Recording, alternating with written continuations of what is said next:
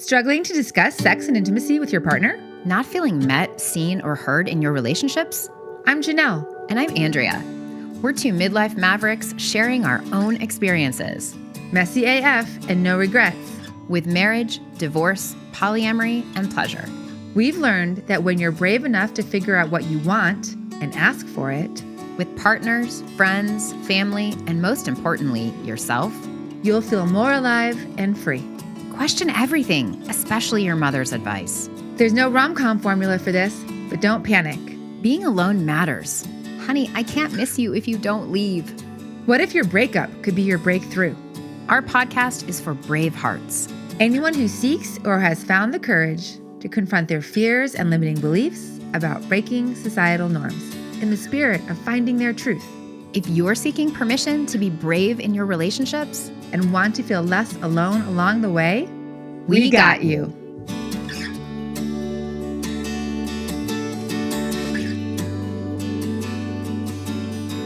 Hey, Andrea. Hi, Janelle. Here we are. Yes. Hi, Bravehearts. We are so excited to be starting season 4. We have gotten fantastic feedback on our season 3, which was our 12-part series on how to talk to your partner about sex and intimacy. So for season 4, we're going to dive into another question, which is how to build and maintain a relationship with ourselves. A big part of the Braveheart journey is understanding who we are. As a reminder, we call our listeners Bravehearts. Our Bravehearts are defined as anyone who seeks or has found the courage to confront their limiting fears and beliefs around breaking societal norms. What does it mean to build and maintain a relationship with yourself? What is that? Well, yeah, it's complex. For us, it includes 2 parts, inner work and outer work. The inner work is being honest with ourselves and discovering what we want, while the outer work is really about expressing and living our truth as a daily practice. And building a relationship with yourself is a never-ending dance between. Yes. Yes. And Andrea and I are excited not only to share our stories. So we're going to interview each other, but we are also going to interview experts and other Bravehearts so we can fully understand and explore this question. Yes. And Janelle's going first. So we're going to talk to her today about how she built a relationship with herself. So Janelle, what were the catalysts for building a relationship with yourself? That's one. And did you know that you had to build a relationship with yourself? Or did you call it that at the time? Yeah, absolutely not. Really, what I knew was that I was unhappy, right? When I was 40, I had been working at my job for 15 years. I thought I was going to be there forever.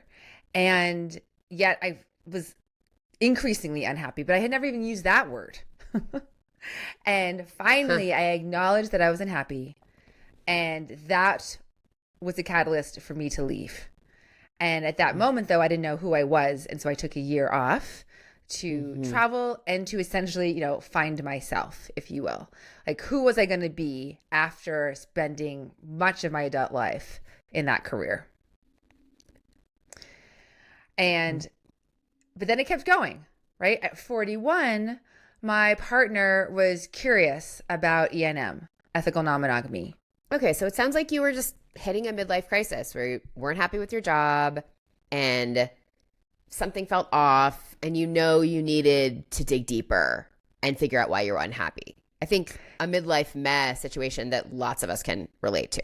Yes, right? That's actually a great, pointing that out makes a lot of sense, because if any Braveheart is listening and is I feel like I'm having a midlife crisis, that is probably a really good signal that it's time to go inward.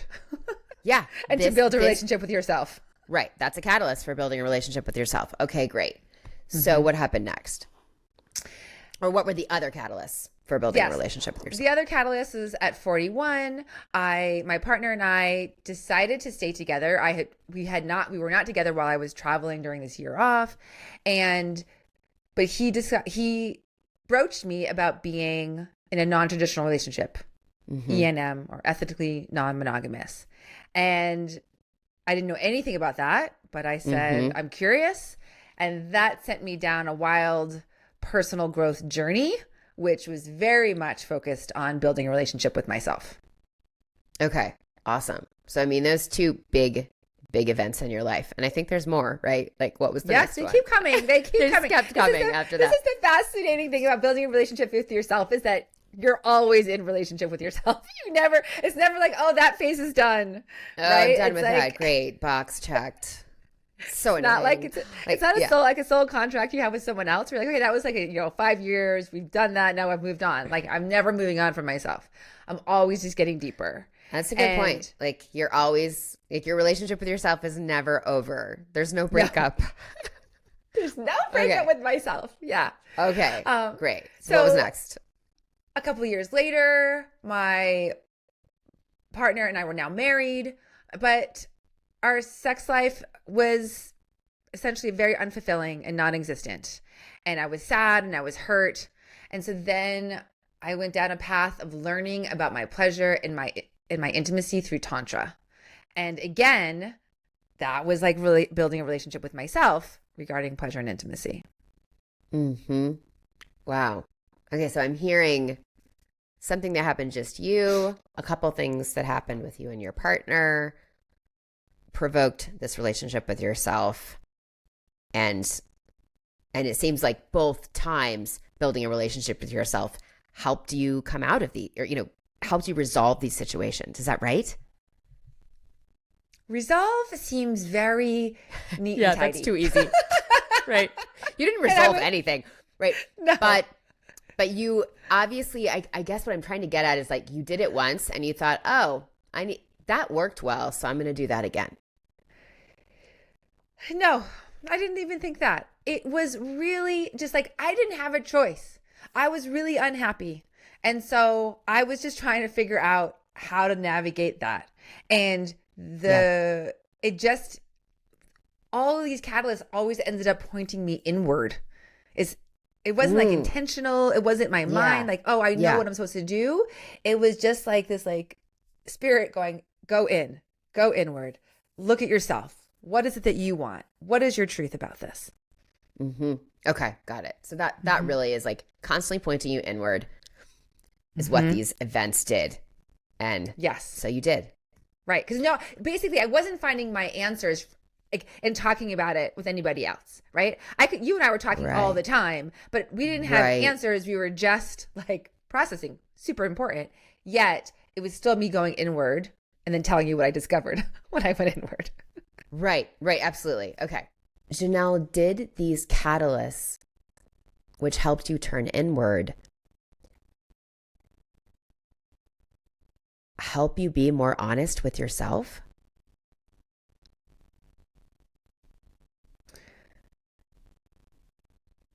They absolutely did as an outcome.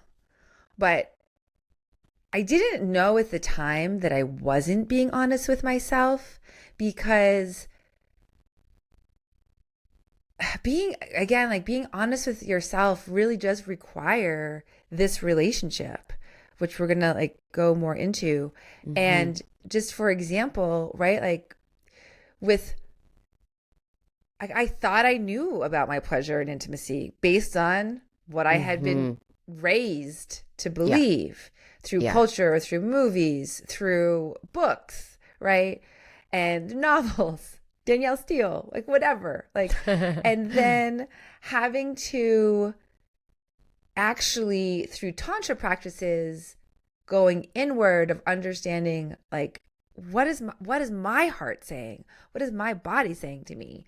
Helped me realize that I actually hadn't been honest with myself, not because that was an intentional thing. I just didn't even know that was a thing. Right? Like when I was in it, I also I was like really like a very positive and optimistic person, and I believed everything would work out. Right? Like, oh, like there's struggles in our relationship and we're going to solve the problems and we're going to do all these things. And I just believe it's going to be okay. right? In this like, in a way of like beautiful naivete, right? But it was still based on like, oh, what I thought my life should look like, not how it felt inside my body. So I think this taps into an important topic that we probably don't talk about enough. I don't hear about it enough. Is that sometimes we're not honest with ourselves. And we don't mean to be, but we're not. You think that being optimistic was one reason that you weren't being honest with yourself, right? You're like, oh, it'll work out. It's fine. Mm-hmm. Why else are we not honest with ourselves? I had a fear of change. Like there was a lot of comfort in what I knew, right? And in each of these situations, like in the job that I had had for 15 years, right? I knew it well. And like my best friends, my life, my social life, everything about my life was tied to that job. And leaving it meant not just leaving like a quote unquote job. It meant leaving my life as I knew it. Yeah, that's huge. And that's so scary. Right. And so I didn't want to look at that for a long time. Okay. You know? I think that was the key there. You didn't want to look at it, right? We don't want to look at the scary stuff. And so we don't. We just look away. There's lots of other things to look at. Yeah. There were also beliefs that I had that I was not willing to look at. I refused to consider divorce as an option for a long time. Yeah. Out of fear of failure or judgment. And I just assumed that we had the skills to solve the problem of our sex life. I also saw myself as a go with the flow kind of person, which prevented me from knowing what I wanted because I so easily accommodated everyone else's desires. Right? It didn't seem, I really used to take pride in being like, yeah, I'm good with whatever. Like whatever you want, it's fine. Like, and it was easy for me, right? I took pride in not having strong opinions. Yeah, that's huge. Yes. Instead of recognizing or going inward to be like, oh no, I do have an opinion about this. And I want to take a stand on that opinion and not be so accommodating to everybody else. But then, of course, being accommodating to everyone else tied into my people pleaser because I was afraid of disappointing myself and others. So I think I'm hearing your preferences just didn't live at the top. They were smushed down, and you were comfortable with that. You loved the idea of this image of Janelle as being someone who was super easy and flexible and accommodating. And you really didn't have a lot of resentment about that either. And so why dig for these preferences that don't really matter? Right. Interesting. And then another thing for me was like I really valued productivity, right? I filled my time. I remember even when I would take, it would be very rare if I was to take a nap, like meaning like a couple times a year. But I remember being like, okay, but I'm so tired. I'm gonna like, this is essential. And I'm going to check the box of taking a nap. Right. I mean, I was always in doing mode. Yeah. I can relate. I remember someone telling me once about taking baths. And she described how much she loved taking a bath. And then I tried to do that same thing. And I explained it to her. And she's like, it seems like you're just trying to do way too many things in the bath. She's like, it's just about relaxing. And I just like really didn't get it. I'm just like, oh, I was like trying to set up like my book and the candle and the incense and, the music and get the music right. But this is that productivity gene of turning relaxation into a to-do. Okay. So this is why you weren't honest with yourself, which completely makes sense. So what did you learn about that? Like, what were the lessons? And how can you now be more honest with yourself? So this journey of going inward and being honest with myself showed me that I was listening to my head instead of my body, Mm-hmm.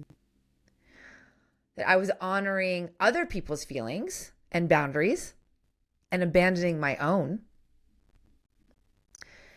It also showed me that I was numbing my feelings through alcohol. Alcohol was something that I just did socially all the time. And it also showed me that I had to build my capacity for discomfort. Yeah, let's say more about that, because I think this really comes up. I hear myself say it to my clients, and then I experience it myself and run away from it. Mm-hmm. And what does this look like? What does this look like at a simple level, and what does it look like at a complex level? Somehow we've been told to believe that like comfort is a goal. Absolutely. And that can be by always being in, a house that's 69 or 70 degrees, right? Never too hot, never too cold. That if someone is upset with me, that I want to fix that as fast as I can. Or if someone's just upset in general, that I want to fix their emotions, that I want to fix my emotions. If I'm angry or frustrated or sad or grieving, it is, something is wrong. How can I suppress or deny that? Mm-hmm. But there's also, this was a wild one to figure out, that as I went on this journey of learning about my pleasure, that I had to increase my capacity for the discomfort of my own pleasure. At a more trivial level, I can relate to this in that I am constantly seeking the next comfort. Is that food? Is that Instagram? Is that whatever? Whatever the pleasure is, right? Is it seeing someone I love? When do I get the next pleasure? Because that's what I'm like, we're constantly like, okay, that's my goal. Okay, that's my goal. Mm-hmm. And as our society has changed and we can instantly have, retail packages on our doorstep within 2 hours, we're just ratcheting up our capacity to get that comfort faster and faster and faster. And when we can't get it fast, we think, well, why the fuck not? And so we have less patience for the discomfort. Yes. And what's fascinating about what you're saying is true for me as well, right? Like some of this like instant gratification. But then I also discovered for me is that I denied myself pleasure a lot of time. Like one of the things that I realized that in not being honest with myself is that, I'm hungry, but I'm not going to eat food because I'm out and I've got food at home and I don't want to spend money. Or, my body's hurting and I would like to get a massage, but that's a luxury and I didn't earn that. I didn't make enough money this week or whatever it was. So I'm going to deny myself that. And so in the other way of the instant gratification, I found myself also denying the needs of my body. Yeah. That were pretty basic. Yeah. I mean, I have a crazy story, which is that I rarely get headaches. And every once in a while I get a headache. And when when this happened, I would go inward and I'd be like, I actually have to poop. But I had been not paying attention to my body.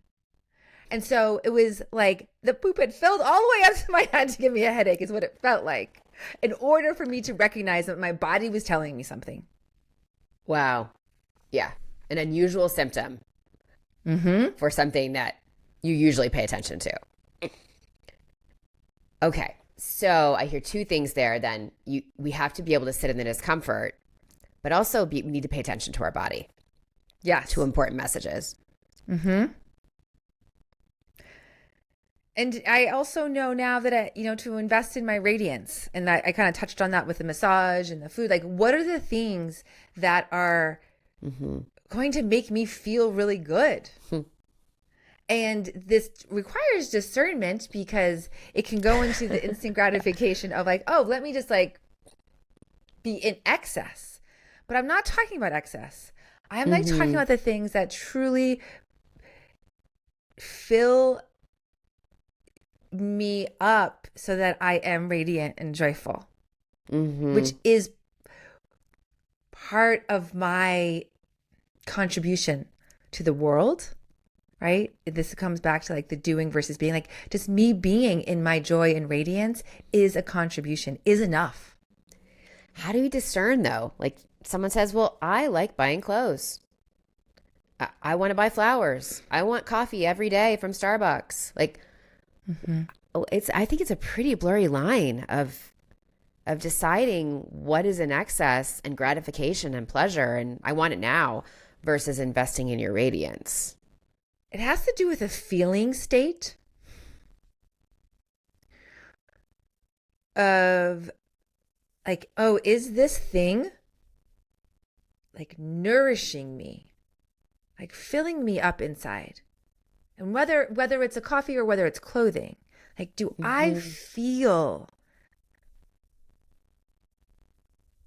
more full, like fulfilled, like that, versus the feeling of grasping, like I need this thing because I'm not enough without it. Okay. Yeah, I think it's complex, but I sense what I'm hearing is there's a desperation and a trance of scarcity around the gratification and the pleasure of something in excess or needing it now versus really thoughtfully considering what contributes to your radiance and what's a sustainable way to find joy. Yes, I like that. It's like, what is a sustainable way to find joy? I would also say it applied to how I viewed sex for a long time, like in my relationship, right? I was in a sexless marriage and I felt like I was grasping for sex, like energetically. And like for a long time, I was like, okay, I want sex, right? And then what I realized through Tantra and through these, retreats that I went on, that what I thought I wanted, which was my mind was telling me, well, you're not getting sex, so you must want sex. So now like there's this grasping energy, that actually what my heart wanted was eye gazing, presence, and making out. And so that's an example of, oh, my mind was telling me something, I want sex. And then my body was telling me what I want is this, and this is what it looks like. And looks different than what my mind is telling me. Okay. So it feels like this is a result of you building a relationship with yourself and discerning between those two things. Okay. So what are the pillars for being honest with yourself? How did you achieve this? Like, let me just not say achieve, but like, how did you come to know yourself better? What are the practices? Number one, spending time alone. Yeah, of course. Checking within rather than seeking outside of myself. Like, the phrase is everything I need is inside of me. Listening to my body. And using my mind as a tool, right? Like rather than a truth. Right? Like my mind is still a very important part of my body. I'm not discounting it altogether, but I can use it to gather information, but not necessarily to make decisions. Okay. Those are pretty specific, actually. Spending time alone, listening to your body, checking inside, and using your mind as a tool instead of the truth. And yeah, checklist. Go for it, Bravehearts. I do like a nice checklist. 1, 2, 3, 4. But like I will say, right, just that first one of being alone, like all of these require an unlearning. Because I used to think, as first of all, I'm an outgoing extrovert, right? I like being around people. And so I thought something was wrong with me if I wanted to be alone. I thought it felt lonely. It felt uncomfortable. Yeah. Right? Oh, did that mean people didn't like me? Even if I was the one who's saying no, I would be like, oh, what am I missing out on? Is there FOMO? I mean, it required a deep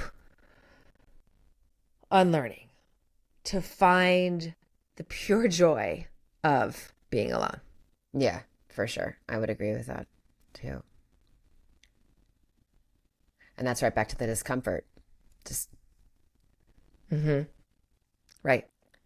So some of the ways that I built alone time was when I was married. My husband, who's an introvert, right, and I was an extrovert, he asked for what we called off-duty nights. And so twice a week, it was Sundays and Wednesdays from 6 to 9 p.m., one of us had a night at home and the other person was out.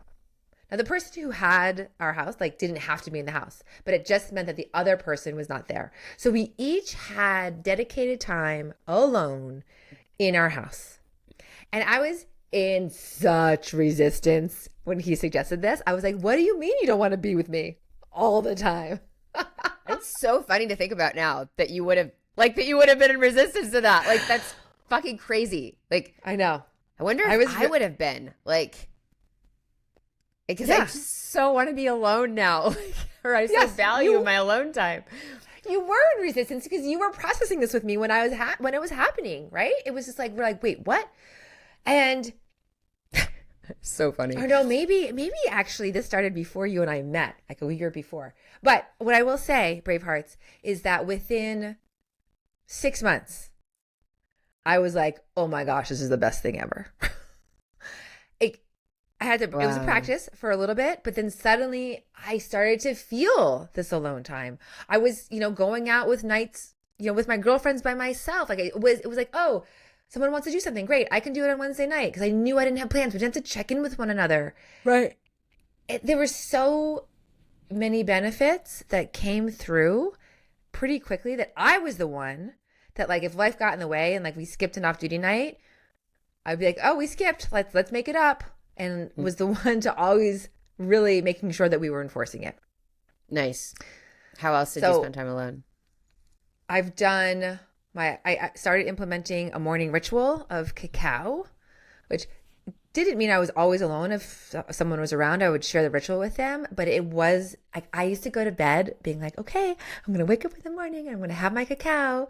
And then in the morning, I'm like, okay, I'm awake and now it's time for cacao. And there was a real joy and pleasure in this ritual that was the first time I'd ever established a morning routine that had a really big impact on the joy of me doing something for me. Yeah, it reminds me of Glennon Doyle. She goes to bed and it's like only 8 hours until coffee. You're right. Right. Yeah. So funny. Morning ritual is so much. I can't remember a time when I didn't at least attempt it. Like, I'm trying to do it right now and it's really hard and I'm struggling, but it's like, I know it's so important. And it's even hard to think about a time when I was like getting up and not doing something in the morning for myself. So yeah, you really taught me that. But I didn't have, I've been doing morning cacao now for 4 years. I had maybe the year before that I was journaling, but prior to that, like, I was not a morning person. And so I was like sleeping as long as I could to like go and start my day. So I did not have a morning ritual for a really long time. I do believe, especially for women, I do believe morning rituals are important. I think for women, having pleasure associated to the morning ritual some way is great. I know a lot of like masculine like to have a structure. It starts at a certain time. It does something like, but that for me, I don't have anything around my ritual. I have no structure other than it's happening. Okay. And how else do you spend time alone? A really profound thing that happened to me a couple years ago, as someone who was an avid reader, especially in like personal growth realms, is that I stopped all input. I stopped reading for an entire year. I stopped reading and listening to podcasts. And so when I was alone, it actually meant a lot of time in silence. And I don't listen to music always either. So sometimes it also meant no music. And it was, there was just something in me that was like, I have the answers within. I don't need anyone else I don't need to learn anything else. I don't need to be taught anything else. I don't need to seek an elder or a teacher or a mentor. Like, I just need to spend time with myself and figure out what's inside. Mic drop. That's awesome. I think definitely there are times. There's just always a time for that. I started taking a shit ton of baths. I was someone who never had any desire for baths. And then when I moved into the Goddess Temple, my bedroom has this incredible bathtub.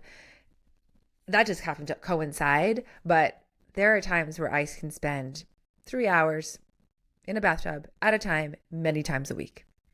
So what other tools did you use to build the relationship with yourself and to, I guess, listen within?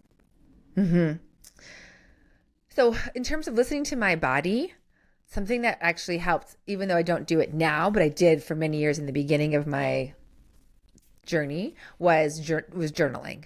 And how I described it was I had so much noise, so many thoughts inside my head that whatever thoughts could make it from my head, down my arm, into my hand, into the pen, onto the paper, then those at least had some relevance. It didn't actually mean I had to do any action on them, but it was like I felt like this like siphoning happening as I was journaling.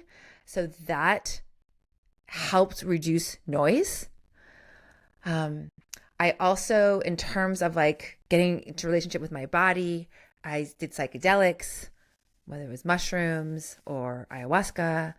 That gave me a sense of my body. And the other interesting things was human design. Human design is a modality that is a synthesis of several different things, including the I Ching and astrology. And it's a practice that helps you understand how you make decisions. And it's based on your birth date and your time and location. So woo factor. And yet the first time I heard about it, I was like, oh, it really gave clarity to it never told me what decisions to make. It just told me how my body was helping me make decisions. And do you feel like it took courage to do any of those things, like something new, something different, you're not sure? Oh, yes. Like I was a hard no to anything woo for a really long time. And so it was hilarious. Like, yeah, can you imagine now? Right. Yeah. But yeah, like the first time I saw a psychic, I was like, oh, what am I doing? But I'm like, okay, like I trust the person who's referring me. The psychedelics, like I grew up in the just say no generation, like Nancy Reagan totally fucked us all. Where like I just assumed that like heroin and meth and mushrooms were all the same thing and that you were going to get addicted. And right. So it took a lot. I mean, I read different books. I mean, this is so cliche, but like, How to Change Your Mind by Michael Pollan, and Stealing Fire by Jamie Wheal all showed me that psychedelics are not the same thing as cocaine and meth and heroin. And so then I just started like exploring and ended up diving deep because and those things actually are what helped me release my grip on alcohol. I will say. Interesting. Along the way, I also figured out that for me, clothing is an outer expression of my inner state. It's not about having fancy clothes or like looking perfectly all the time. But for me, it's an alignment feeling of, do I feel aligned with does like my inner world and my outer world feel aligned? And a really funny story is that I was in Finland a couple of years ago with my friend Touch, and it was in July, and I thought Finland was going to be warm in the summertime, and I was totally wrong. It was cold and it was rainy, and we were in the forest, and it was full of mosquitoes. and I had only bought dresses. I had no socks. I had no warm clothes. And I was like short circuiting. I could not like pay attention to like the workshops, like that we were in. I was like collapsing upon myself. And then my friend Touch was like, you could just ask me for clothes and socks. Like I have so many extra because I'm always cold. And I was like, oh. And I ended up looking like a leprechaun. Like I was like in this like totally mismatched outfit, but it didn't matter because I was now warm and I was not getting bitten by mosquitoes. And so now I could be in greater presence. I could pay attention to what people were saying. I could be open to learning. I could be open to laughing. It had such a big impact on how I interacted with the world. It sounds like this is one unexpected tool for building a relationship with yourself, aligning yourself with your outer expression, with your clothing, with your jewelry, with what feels good on you, what you feel like yourself in, what makes you feel free. Right. Yes. And this is tangible for like all of us wear clothes, right? None of us are living in a nudist colony. Yeah. And so it's not even necessarily about like, oh, you have to get a whole new wardrobe, but like, can you notice, take a look at your closet? One thing I did once years ago now, right, on mushrooms, I went through my closet and had the experience and asked myself the question, what is worthy of meeting the divine? Mm-hmm. And how do you define the divine? That for me was like an expression of like basically meeting God, right? Like if I was gonna die that day, was my outfit like worthy of that, right? I mean, I think in the lingerie world I used to be in, we used to joke that like, if you got in a car accident, were you wearing a lingerie set that you wanted the firemen to see? Oh my God. Right. So, but this was like at a different level, right? Like, taking it to more of an ascension stage. But in going through that, I like just went through my entire closet and was like, oh, this feels amazing on me. This does not. This feels amazing. This does not. And there were some things that were like, oh, this was so like, I used to feel amazing in this, like this piece of clothing that I was holding on to because I loved it so much. I was now like, oh, but that's no longer me. Like I still love it. And I want now someone else to love it because it's past its time for me. Yeah. And that actually helped me release a lot of clothing. So what are some other tools, I think, in helping brave hearts build a relationship with themselves? Did you see a therapist? Did a coach help you do this? Did you go to retreats? Like if people are struggling to listen to their inner whispers, are there people that can facilitate that path or hold your hand along that journey? For sure. There are like somatic therapies, and somatic is like of the body. And so there's lots of coaches and therapists. Tantra is like somatic work. So there's, I've talked about ISTA retreats. I mean, I can't even mention all the different people who are teaching you how to pay attention to your body. Another modality that I followed that it doesn't require anyone else except time for yourself to contemplate is the Gene Keys, which is channeled by Richard Rudd. And we'll probably have someone talk about this on the podcast, but it gave me a lot of vocabulary, again, based on your birth date and time. It gave me a lot of vocabulary to understand what my body was feeling because I didn't have words for it, but I could it resonated deeply. And then something else that has been newer, like only in the past year on my journey, and this is thanks to Damasa, the woman who I've lived with for the past year, is to build a relationship with my ancestors and to start praying to my ancestors and to give offerings to my ancestors as a way to know myself, right? It's like, it's recognizing that I'm not alone in this world. I have my ancestors walking with me. And I will say, as a white woman in this culture, like this wasn't intuitive to me. This is like being around, especially Black women who have a deep relationship with their ancestors is what taught me how to do this. And there's different practices. And so I believe that this is an area that we can all benefit from that's not talked a lot about in our culture. Interesting. And we're going to have Damasa on here to talk about this. And then the other key, and you mentioned like who have I worked with, right? Is you do need to discern who to trust to give the message that my body needs, right? So like in a way, like not hiring like the famous like tantra coach, like doing your interviews to find the people who are like, oh, there's I can tell my body's saying I'm a yes to working with them.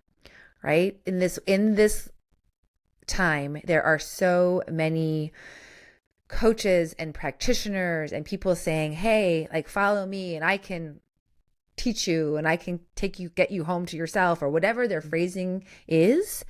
And it's so important that you have enough of a relationship to be able to discern who it is to trust on the journey home. So here is following your instincts when making these decisions about who's going to be with you on this journey.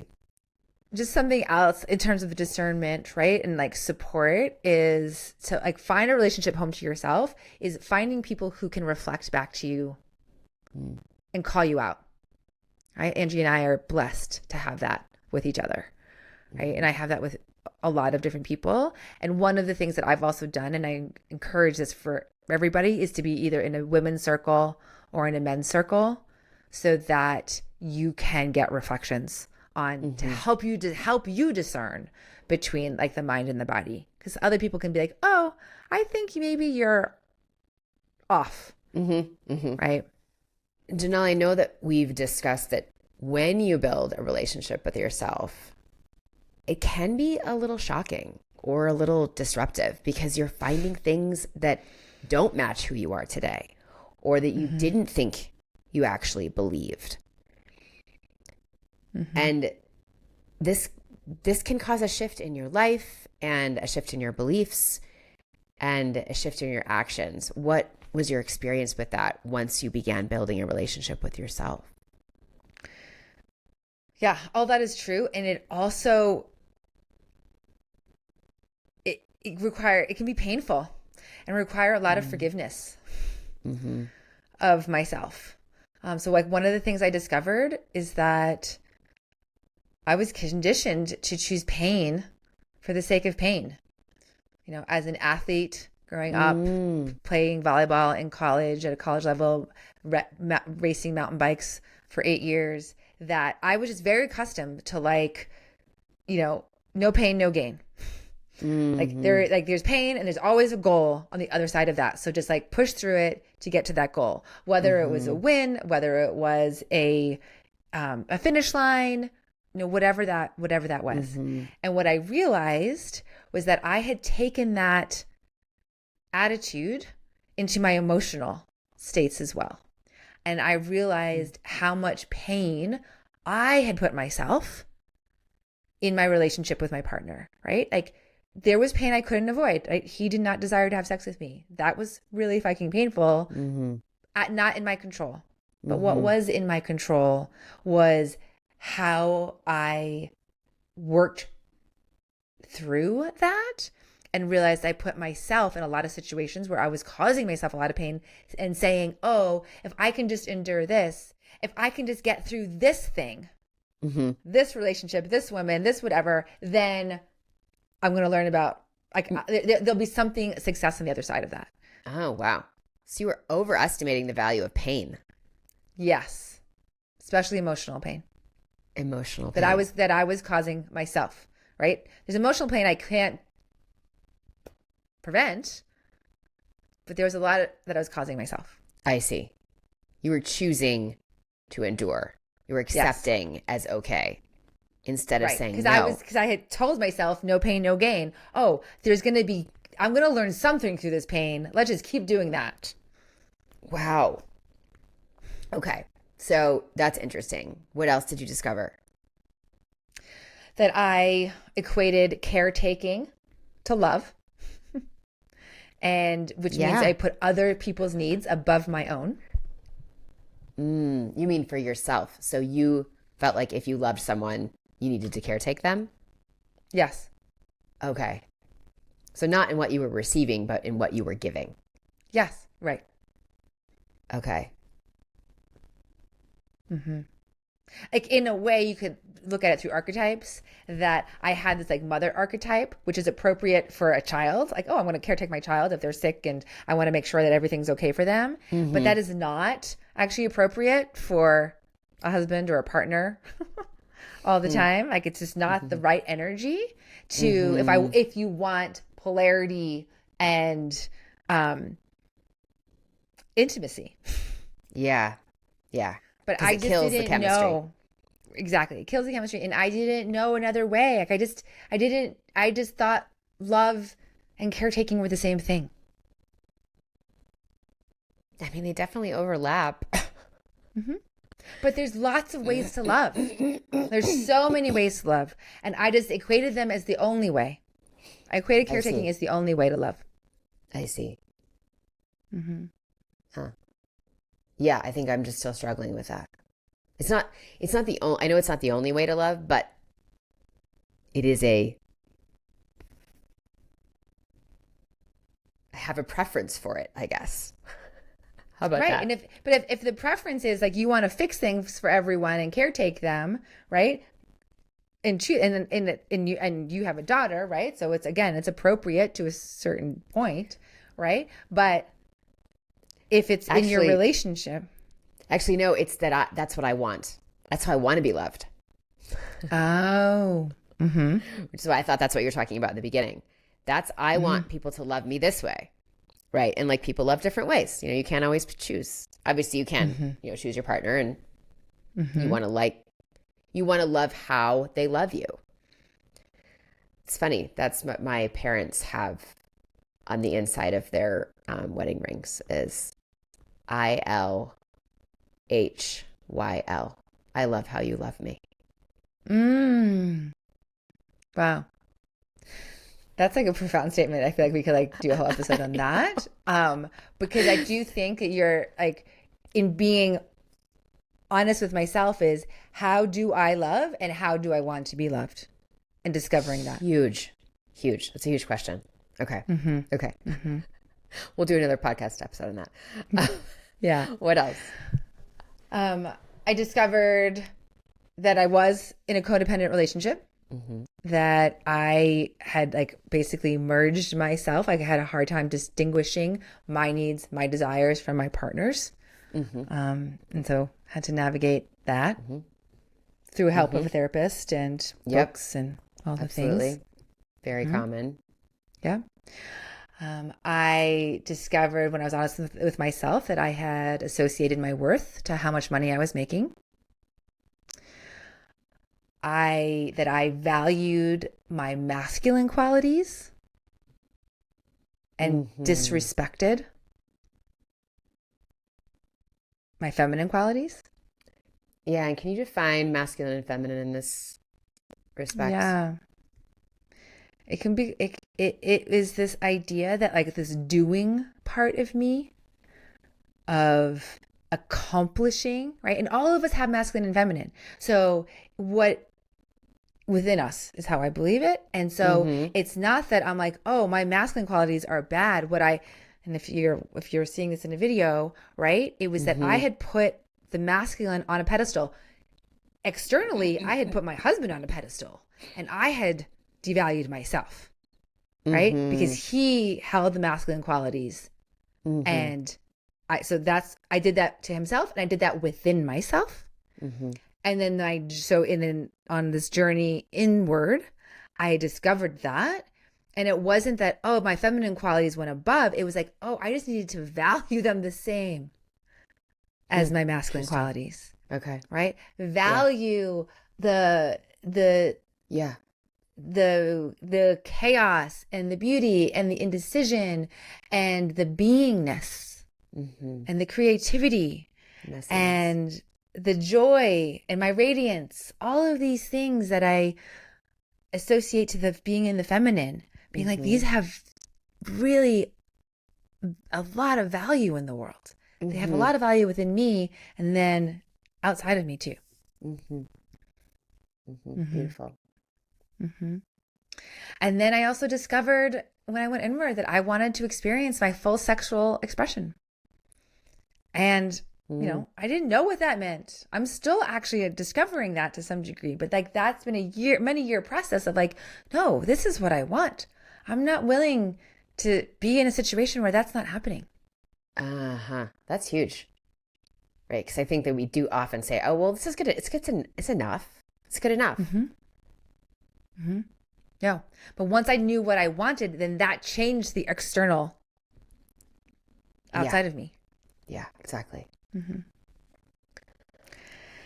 Wow. Building a relationship with yourself is not for the faint of heart. This is true. Massive transformation and personal growth, brave hearts. Yes. Yeah. And I think the end part of that was Shelly saying that, like, when we're honest with ourselves, we realize then what we have been doing to, in a way, I don't want to even like say sabotage, but it's like, oh, I did this to myself. There's no one else to blame except me. Right? Like, oh, now that I know what I want, there's no one else to blame if I'm not getting it. Big, so big, right? It's really, I think I hear that building a relationship with yourself is really taking responsibility for yourself. Yes. It is. Yep. Yeah. And that has both the like, oh my gosh, that feels really scary and it feels like a lot and I want someone to help me instead, to like those feelings are there in moments. And then there's also like, holy fucking shit, anything I want, everything I want is possible because I'm the one who's in charge of it. Do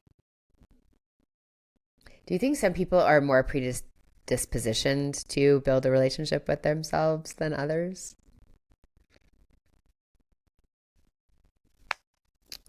I think you have to have courage and bravery to go inward because you might not like what you find.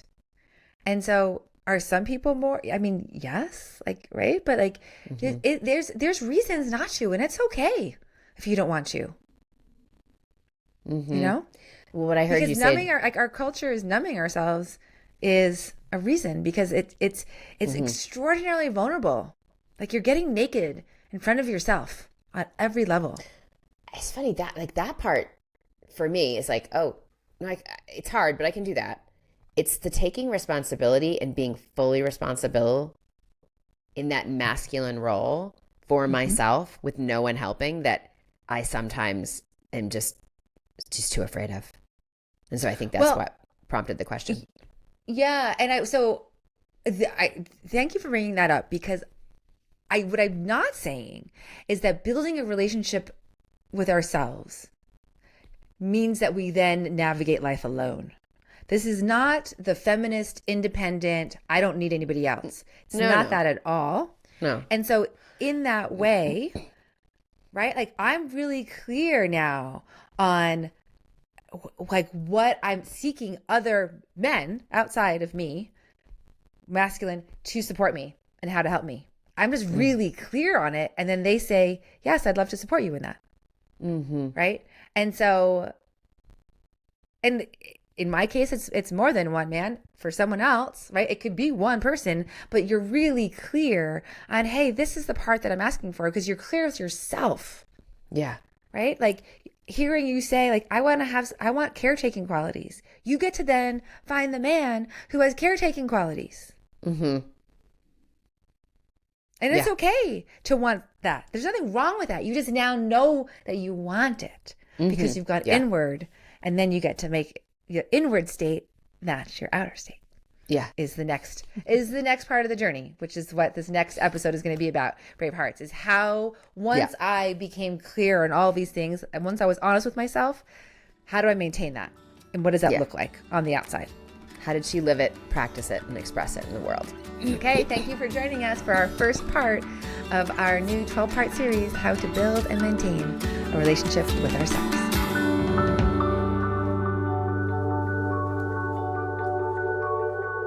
Hey, Bravehearts, looking for permission? Work with us. Andrea offers permission coaching, and Janelle offers erotic wellness sessions. Follow us on Instagram. Meet us in real life at Permission to Be Human workshops in Denver. Subscribe to our newsletter.